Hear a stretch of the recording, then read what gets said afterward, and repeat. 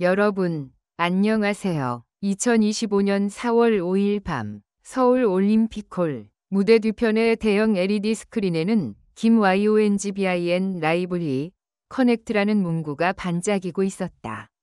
8시 정각 수천 명의 관객은 숨을 죽이고 조명이 꺼지기를 기다렸다. 이 콘서트는 김용빈이 3년 만에 팬들과 다시 만나는 자리였다. 팬덤 용스타는 이미 며칠 전부터 현장에 모여들어 플래카드를 들고 슬로건 응원 영상을 준비하며 그의 귀환을 축하할 준비를 마친 상태였다.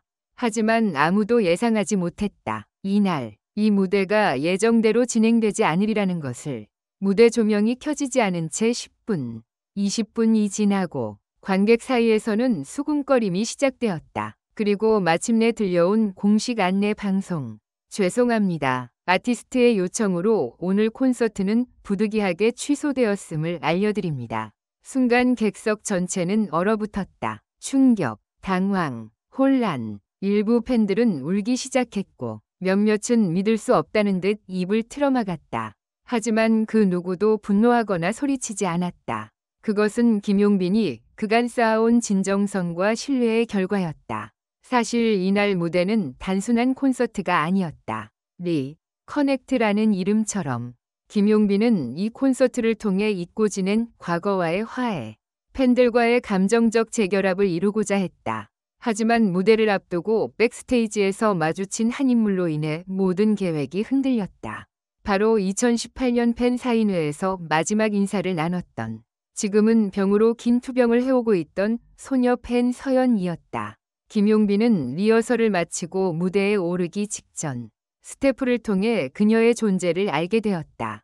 서연은 수차례 수술을 거쳐 더 이상 외출이 어려운 상황이었지만 이번 콘서트를 어떻게든 보기 위해 병원을 탈출해 어머니와 함께 무대 뒤를 찾았다고 한다. 그녀는 김용빈에게 꼭 한마디를 전하고 싶다고 했다. 오빠, 덕분에 여기까지 버텼어요. 그 짧은 인사 한마디에 김용빈은 무릎을 꿇고 울었다고 한다. 그는 곧장 스태프와의 회의를 통해 무대 순서를 전면 수정하고 무대를 공연이 아닌 대화위 형식으로 전환하자고 제안했다. 그러나 방송 장비 문제와 시간 제약으로 무대 구성 자체가 불가능하다는 제작진의 판단에 따라 김용빈은 콘서트를 아예 취소하기로 결정했다. 대신 그는 무대 위에 올라 직접 관객에게 사과와 설명을 전했다. 그 순간은 영상으로도 남겨지지 않았지만 현장에 있었던 모든 이들의 증언에 따르면 김용빈의 음성은 떨렸고 눈물은 그의 말을 자주 끊게 만들었다. 그는 이렇게 말했다. 오늘 무대는 음악보다 더 중요한 것을 마주쳤습니다. 그게 여러분의 사랑이고 한 소녀의 진심입니다. 그래서 전 오늘 노래보다 대화를 선택하겠습니다. 저를 믿고 와주셔서 감사합니다. 이 발언 이후 관객석에서는 울음이 터져나왔다. 팬들은 조용히 자리에서 일어나 기립 박수를 보냈고 일부는 손편지를 꺼내들어 김용빈을 향해 흔들었다. 누군가는 이 순간이 진짜 콘서트다 라고 SNS에 남겼다. 콘서트는 사라졌지만 그 자리는 눈물과 감동으로 가득 찼다. 이날 이후 김용빈은 팬 서연의 병원비 전액을 본인 명의로 기부했고 팬 커뮤니티에는 이보다 더 진짜인 아티스트는 없다 는 찬사가 이어졌다. 이 사건은 단순한 연예 이슈를 넘어선 인간 김용빈의 진정성이 드러난 결정적 장면으로 남게 되었다. 이제 우리의 궁금증은 하나다. 무대 위에서 내려온 한 남자. 그는 정말로 무대를 잃었을까? 아니면 더 크고 진짜인 무대를 얻은 것일까? 이날은 원래 김용빈의 단독 콘서트 비상의 밤이 예정되어 있었던 날이었다. 티켓은 예매 시작 2분 만에 전석 매진. 팬들은 들뜬 마음으로 좌석을 채우고 있었고 무대 뒤에서는 마지막 리허설이 진행되고 있었다. 하지만 공연 시작 10분 전 스크린에 떠오른 자막 한 줄이 모든 분위기를 얼어붙게 만들었다. 본 공연은 아티스트의 긴급 사정으로 인해 부득이하게 취소되었습니다. 장례는 혼란에 휩싸였다. 일부 팬들은 당황했고 일부는 분노했으며 어떤 이들은 그 자리에서 눈물을 흘렸다. 그러나 그 누구도 몰랐다. 이날 벌어진 일은 단순한 사정이 아니었다는 사실을. 콘서트 취소가 아닌 예고 없는 감정의 폭발이었다. 현장 관계자에 따르면 김용빈은 리허설 직전 한 여성 관객의 이름이 명단에 있는 것을 우연히 보게 됐다. 그녀는 바로 별표 그가 7년 전 무대에서 마주한 후 연락이 끊긴 소중한 존재였다. 그녀는 갑작스런 병으로 팬 활동을 그만두었고 김용빈 또한 그녀가 해외로 이주한 줄만 알고 있었다. 하지만 그날 수많은 관객 사이에 앉아 조용히 김용빈을 기다리던 그녀는 예상치 못한 기적처럼 다시 그의 앞에 나타난 것이다.